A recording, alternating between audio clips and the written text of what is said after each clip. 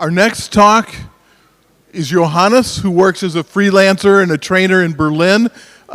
One of the things I always ask the speakers is, what do you like to do? Like, what kind of work, what do you like to do? And he says he likes to dabble, a little this, a little that. And today he's going to dabble in front of you, building AI from scratch. Please welcome Johannes.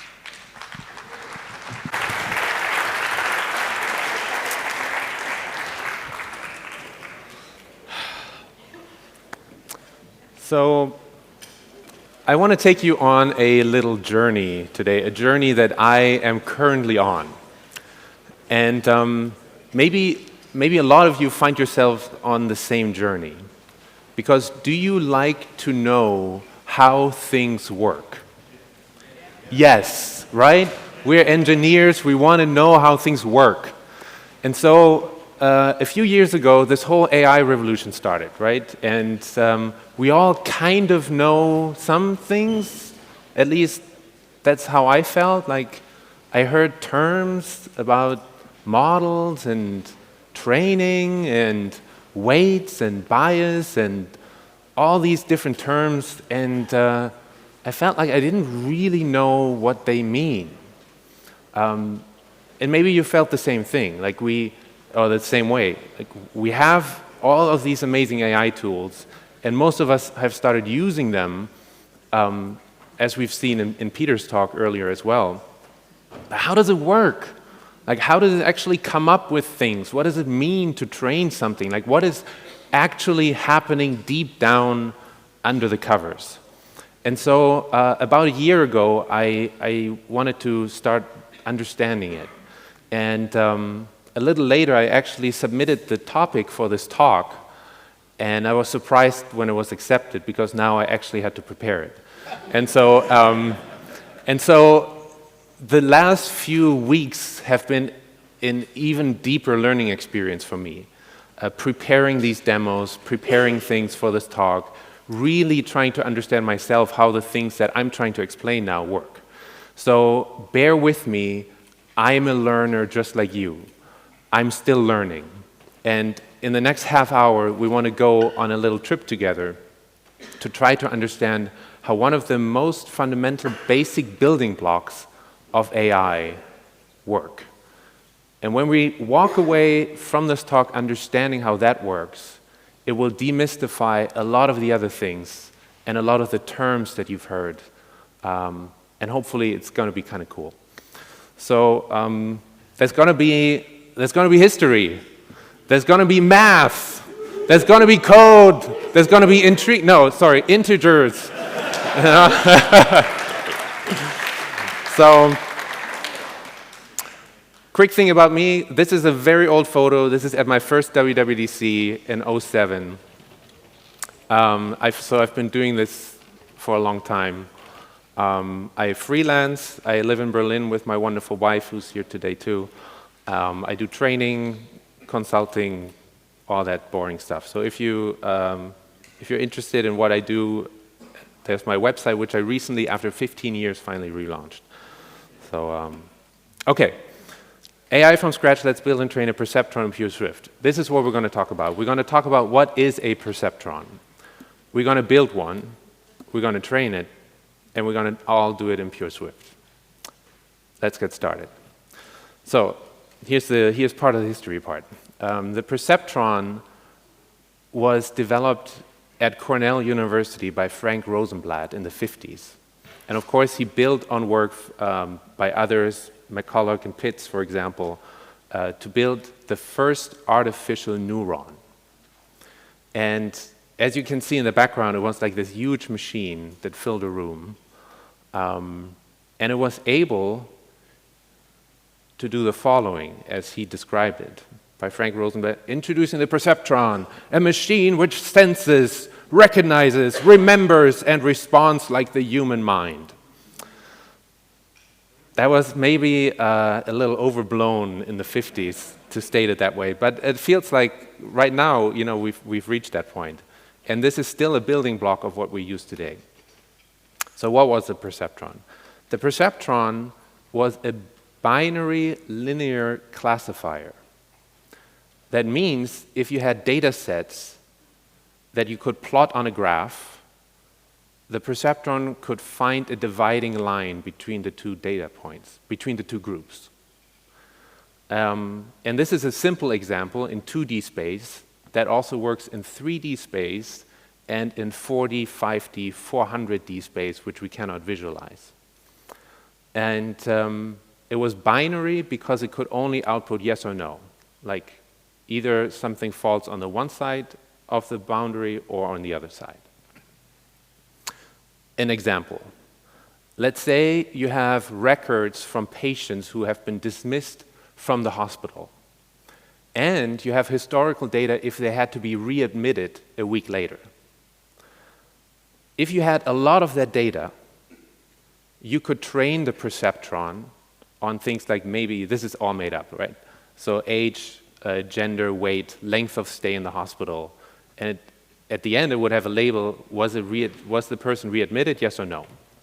If you had a lot of data like that, you could train the perceptron on that, and then when you had a new patient, you could plug in their vitals, and the perceptron would tell you, maybe you shouldn't dismiss them yet because they're going to be back in a week, based on what I've learned. So that's this yes-no binary classification. Why was the perceptron so groundbreaking? Well, back in the 50s, remember, usually the way things happened was you had data, you put it in a computer, and you got out a result, right?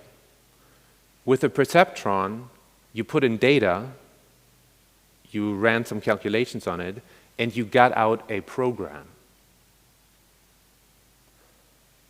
And that program, this trained program that you got out, now could take new data in, run predictions on what it had learned from the earlier data, and then give you the result. So that was groundbreaking.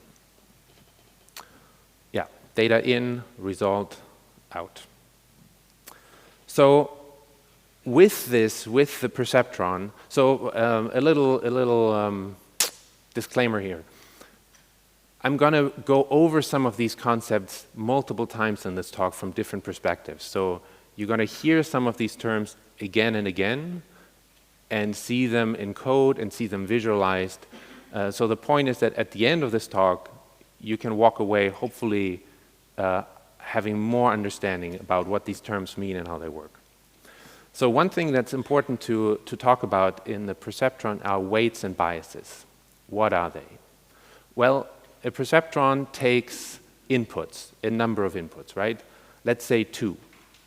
If it takes 2 inputs, it will have weights, 2 weights corresponding to those inputs. So if the inputs are x1 and x2, the weights would be w1 and w2. Those are numbers that will be learned. The bias is also a number that can be learned that basically tells you where the threshold, the boundary, is going to be. Maybe a visual example, I like to visualize it as kind of a limbo bar, because the weights kind of dictate the slope of the boundary, and the bias dictates how high the boundary is. And we'll see that visualized a bit better in a demo. How do we calculate this? Let's go, here's the math part. How does the calculation work inside of a perceptron, inside one of these artificial neurons, to come up with a decision? It's pretty simple. First thing we do is take a dot product. That means each input gets multiplied by its corresponding weight. If you have 2 inputs, it's 2 multiplications that you add together. If you have 400 inputs, it's going to be 400 multiplications added up. So you get the dot product. An example, let's say our inputs are 0.7 and negative 1.2. You multiply them by their weights, you get a result, the dot product. Step 1. Step 2 is you add the bias. You just add it, that's it. You add the bias number. So in our, let's say the bias is negative 1.8, so you get this out. Activation, you now see if the final value falls over the line or under the line. and in our case, it would fall under the line. That's it. Dot product, you add the bias, you run it through the activation function. That's all that happens. Let's look at that in more detail. So for this conference, I created an app, or actually Claude Code created this app. On purpose, I vibe coded this whole thing. Like I on purpose didn't write a single line of code of this thing, and it worked pretty well. So let's look at this demo. Let's explain what this thing actually does. So here in the corner, we have several data sets we can select from, and we select a very simple one. That's the AND gate. If we look at this, whoops, we have our inputs and the expected output. So for the AND gate, only if both are on, we expect a positive output. For all other combinations, we expect something negative.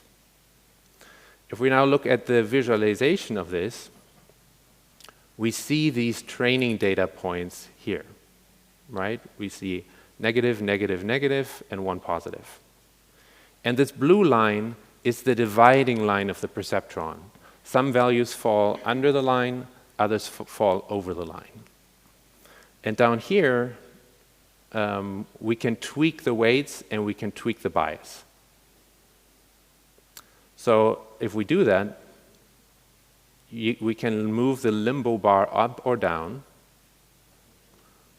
And if you see here, if we have, let's say, we say input is 1 and 1, which should be true, we see that it is actually predicted as true. And we also see our calculation here again. We see the dot product plus the bias gives us this output. The activation goes over here, and we have a prediction of true. So if you watch the prediction, if we move the bias over here, all of a sudden it's false, right? The limbo line is too high. And if we move it back down, it's here. Another thing we see is this boundary doesn't just have one correct answer, right? Because it can lay anywhere here in this space, and it would be correct. If we tweak the weights, we see that the slope changes. We tweak one weight, we tweak another weight, the slope changes. So now we've kind of visualized it. If we look at it with a bigger data set, the same thing applies, right? As a decision boundary. And all of this is open source. You can find it on GitHub later on, and you can play with it and actually put in your own data sets here as well. So now let's actually look at the code. If we write a perceptron in Swift, this is it. It's very simple. If you can write a struct, you can write a perceptron in Swift. Let's zoom in a little bit, right? So we have our weights, just as an array of doubles. We have our bias value. And then we have a predict function, where we put in inputs, another array of doubles. And here's the same steps again. We calculate the dot product, we zip up the inputs and the weights, we multiply them all, and we add them all up. We add the bias value, and then we have the activation. Is it over 0, then it's 1, otherwise it's -1. And it's in ML, and especially in the perceptron, you don't output 1 and 0 because it makes certain calculations more difficult. So the standard is to output 1 and -1, which kind of is more balanced than having one value hanging on this in the middle on 0. And now if we look at this, if I zoom out again, if I put in the right weights and the right bias, my perceptron will output what I expect. If I change these, let's say I change these to 0 and 0, and let it run again, now they're all negative. It's wrong. So the question now is, how do I come up with what the right weights and the right bias is, right? Of course, with a simple example like this, I can fiddle in my nifty vibe-coded tool here and come up with something. But if you have a large data set, that's not viable, and that's not fun either. So let me find my slides. Training. How do we train a perceptron? So we know now how simple the calculation is that happens inside of a perceptron. But the magic really happens when it can learn. It can look at data and figure out what these values, these weights and the bias is supposed to be. When it can automatically find where the dividing line between these data points lies. So how does training work? Here's more math. So if we look at our input data for the AND gate, right, the only positive label that we have is when both inputs are 1. The first thing we do is setting a learning rate. What does the learning rate mean? The learning rate is a number by which an error that happens during prediction is multiplied. Basically, it says by how much should the weights be nudged up or down when an error occurs during training. That's the learning rate. Then I set a maximum number of epochs. Epoch is just a fancy way of saying how many times should I run through the whole set of training data until I stop. Because during training, training either stops when there's no more mistakes, when the perceptron can run through every example in the training data and gets everything right, or until it reaches the maximum number of epochs. Because sometimes you can simply not get 100% accuracy, and you say, okay, if it runs through it 100 or 200 or 1,000 times, after that we'll stop. That's good enough. Epochs. Next, we initialize the weights and the bias to random values. We could start with 0, but usually the training is faster if it's already initialized to some random values. Then we iterate over the whole set of training data, and for each one we make a prediction. So we input both input values and see what our current perceptron with its current weights spits out. Let's say it would spit out -1. And if the input was 1 and 1 in line 4, that's wrong, right? It should have been 1, not -1. So then we calculate the error, the expected value minus the predicted one. So if you do minus a negative number, that's positive, so our error that we calculated is 2. Then, this is the fun part, we update all the weights. So for each weight, in our case we only have 2 weights because we only have 2 inputs. We say the old weight plus the error, 2, times our learning rate, 0.2, times the corresponding input, our case 1. And so we get a new weight. So we do that again and again until we get everything right or until we run out of epochs. So basically, training means tiny nudges to the weights and the bias until we get everything right or until we run out of epochs. Let's look at that. So let's first go back to our tool, and it has a training section down here. And I'll zoom in because it's kind of tiny. So we have training controls. We can set our maximum epochs. For visual effect during this presentation, we can take a pause during each step so that we can actually see what's happening and how the boundary changes. And we start with a learning rate of 0.1. And if we go over here, for each step we will see the calculation details. We will step through that in a moment. We see our training data that we're working with. And here we'll see a chart of how the errors per epoch go down or up. So if we have our very simple data set here, let's kind of mess things up a little. Let's do the bias up here, mess with the weight a little bit like this. And then if I say start training, we see it will go through the data again and again, and we'll see here that how many errors per epoch it's making. And after a little while, you see the blue line kind of come back into view. Oh, there it is.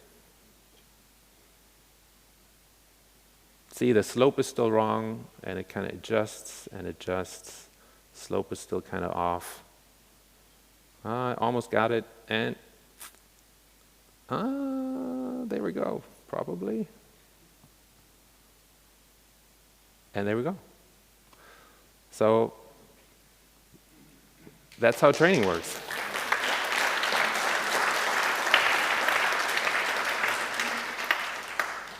Thank you. So let me reset this one more time.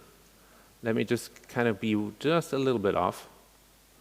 And then let's step. So the first one, it got correct. This one, it did not get correct. So we can look at the calculation one more time. So our training point, 1, 1, we expected 1. We got -1, that's false. So we calculate our error, 2. We update weight 1. The old one was this. We have our learning rate times the error times the input value. And now we have a new weight for this. And a new weight for this. And also a new weight for our bias.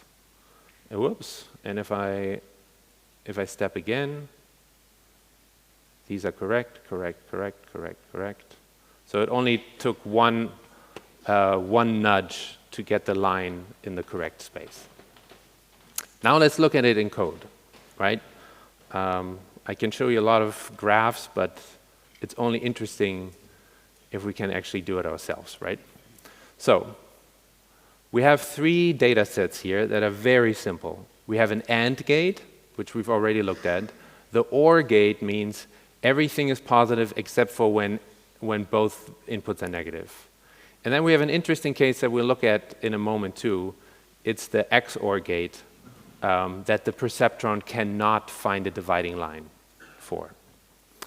Okay, we have our predict method that stayed the same.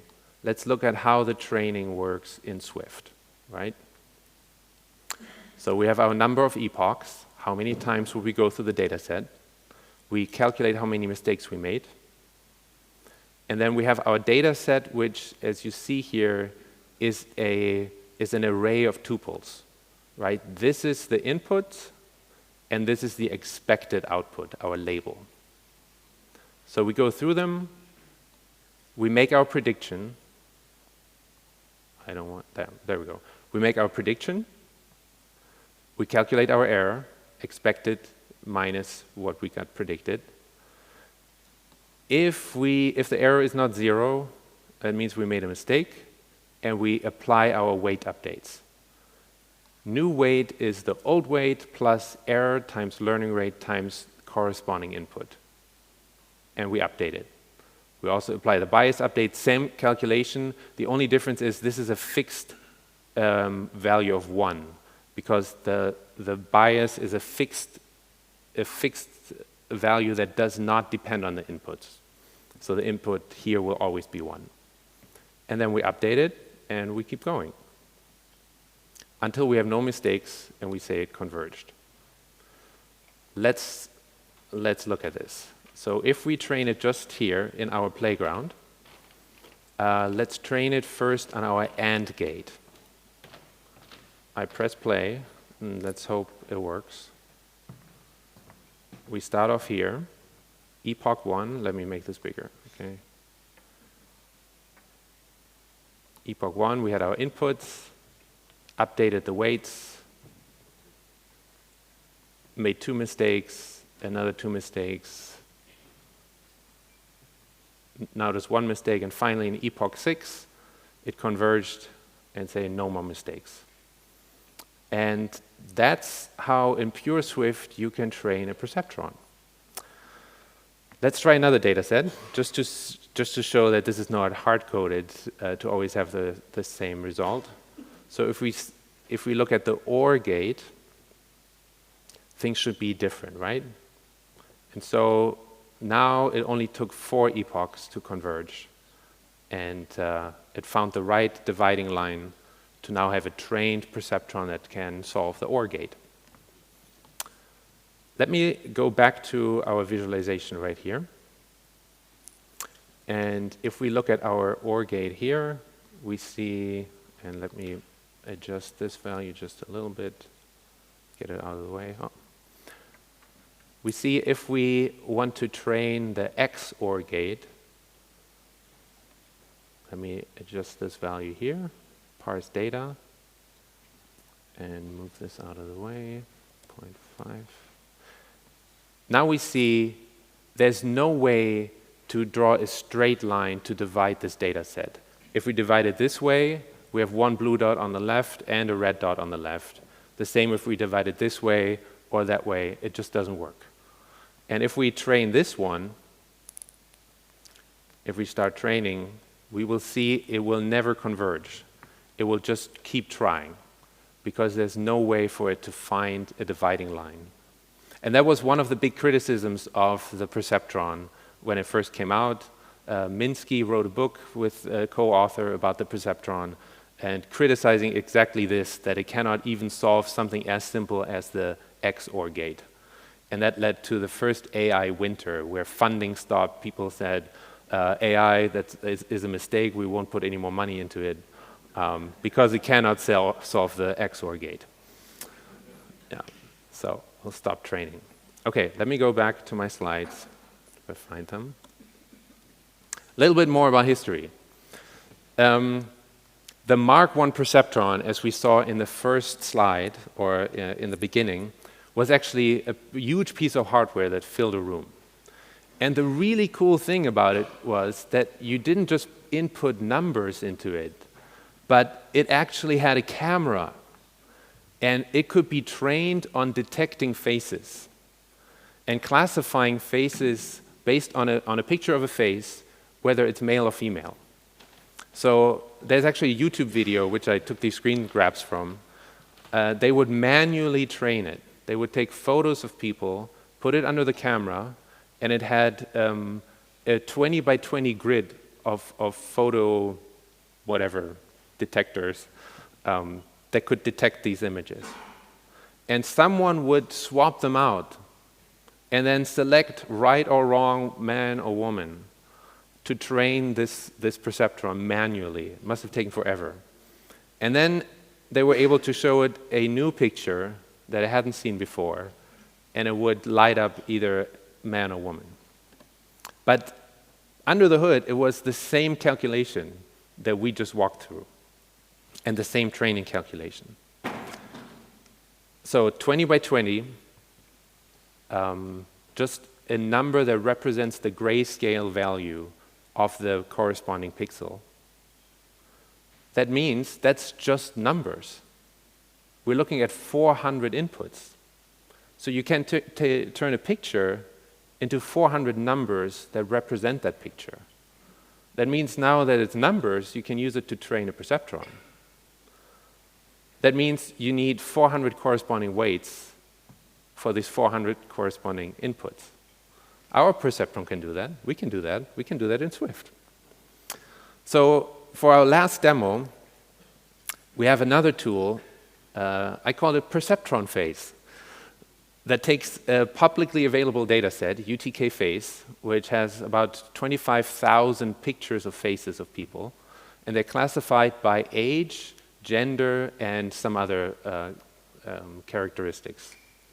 And so we can use that to turn a picture like this into this representation, which comes out as a representation of numbers, grayscale values per pixel.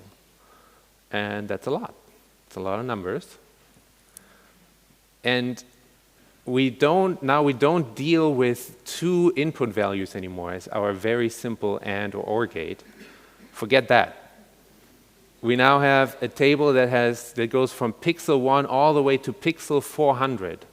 And the label at the end is it visually detected as a man or a woman, male or female? Let's look at that. So let me find the right, nope. There we go. Perceptron phase. It has image pre-processing and a bunch of other things. It has a downloader for the data set. If we look at the data set briefly, you can see here, like the first number is the age. So here we have probably, if it works, cute baby pictures. But if we go like to, let's say age 32, so we have a whole data set of images like this, right? And then our pre-processed images turn these into these 20 by 20 pixel ones. So if we go in here and we zoom in, we have this. And on this, we can train our perceptron. And the perceptron itself, if we look at the code, is basically the same thing that we just looked at in our playground.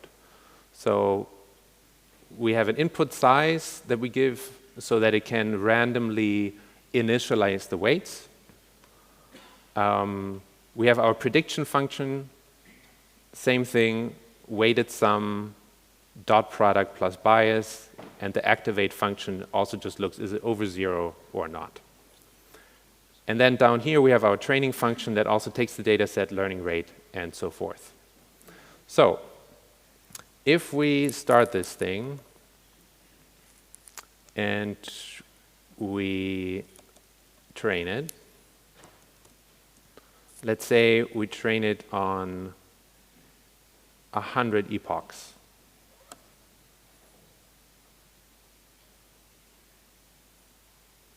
So it's first processing the images. Now it's initializing the weights, the 400 corresponding weights. And it also actually gives us a little representation of what these weights would look visually, the random weights, okay? And now we see it starting to train. And every 10 epochs, it will output its update.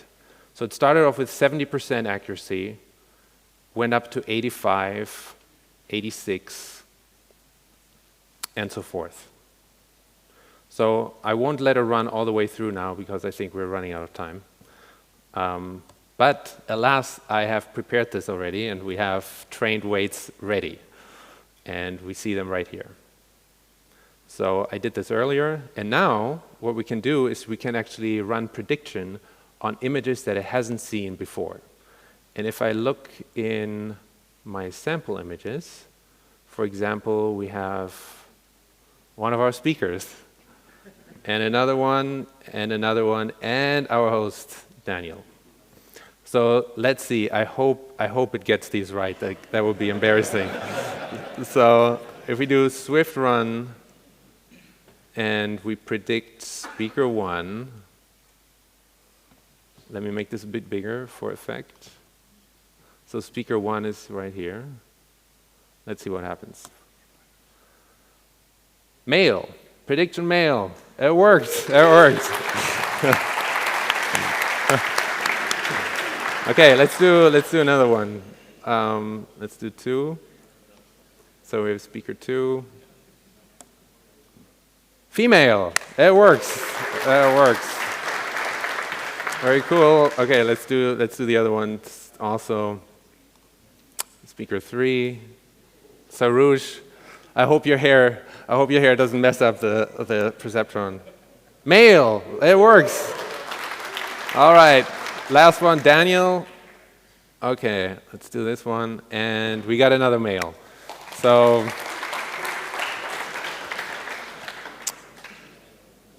let me, go back here. Let's recap. Okay, what have we learned?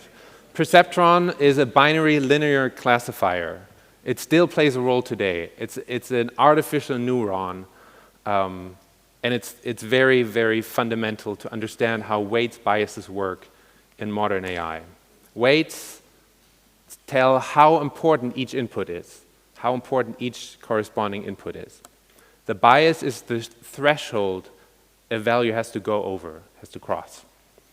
Training means tiny adjustments to reduce errors as we go through the data set. Model actually has two meanings, right?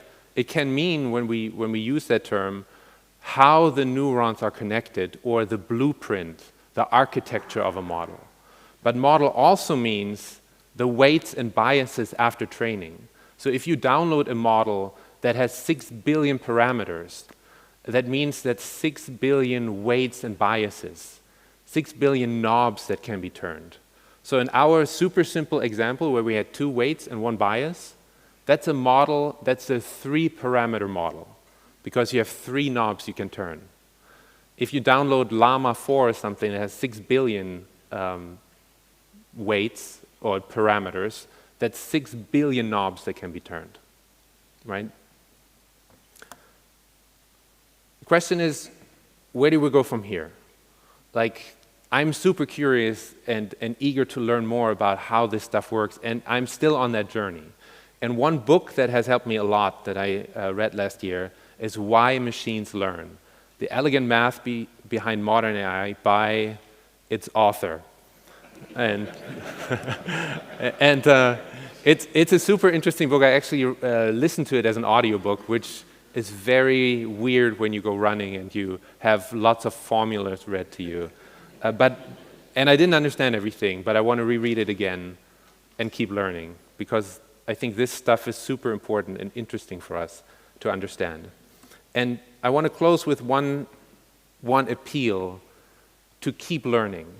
So I thought Peter's talk was super interesting, and I think AI is a new reality that we live with, and those are tools that make it so easy to build things, and you can just make things, like Peter said. And that's wonderful. But the one danger that comes from it is that we could stop learning.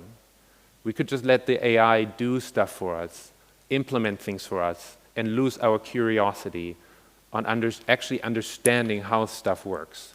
Keep learning, keep building stuff, keep being curious and wanting to understand and learn how this stuff actually works.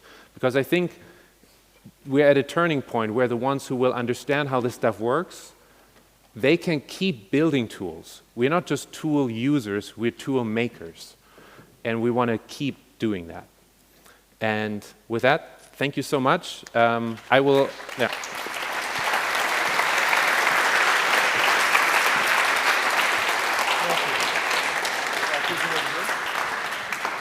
So thank you. Now ask it what I had for breakfast.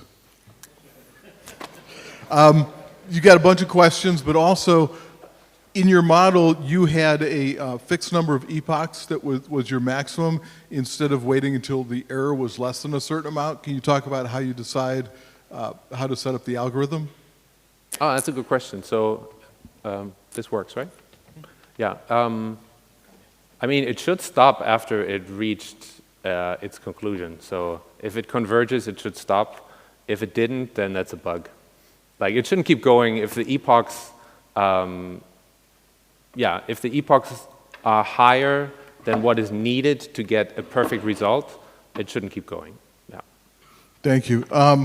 Someone asked about the math models. I wanted to note that you talked about math in various places. I thought it was all math. I mean, at least in my view. Their question was, the math models behind the AI looks real simple, even for complex modern AI models. How does this not reach a plateau really fast, a local min or a local max, and not what you're looking for? I wish I could answer that question. I'm still learning. So I think the underlying math in the Perceptron model is very simple. But when you combine perceptrons to do like multi-layer perceptrons, MLPs, where the output of one layer of perceptrons feeds as the input of the next layer, things get a lot more complicated. Then you have the chain rule in calculus, back propagation, where the training goes like back up the chain. And I wish I could explain that, but I'm still on my journey to understand that. And I know in Swift, at one point, differentiability was coming in upstream, mainly to help Google and what they were doing. And it seems to be something that's not done much anymore to enable this. Someone says, conceptually to them, it seems weird that we adjust every value at once. As you were refining the model, you were changing the weights and changing everything sort of at once, and they're asking, can you explain a little bit about why that's so, instead of adjusting one thing at a time? That's a good question. So it looks at each input, right? So if we have two inputs, it will look at each input and the bias, because they all kind of have a bearing on where the dividing boundary line is. And the same is true if you have 400 inputs. They all kind of have a bearing, and it will see, like, does it have to be nudged a little bit in the one direction or the other? I'll admit I still have to understand that completely myself, why everything is adjusted all at once. Maybe it's part of the algorithm that it just doesn't know how to pick out which of the 400 inputs really have the biggest impact, just like that, you know? I really love that, you know, we're in this sort of current golden age, but you made a historical reference. This is decades old. People have been looking at this for probably longer than you've been alive. Oh, And yeah. that's really actually kind of cool. Please thank Johannes.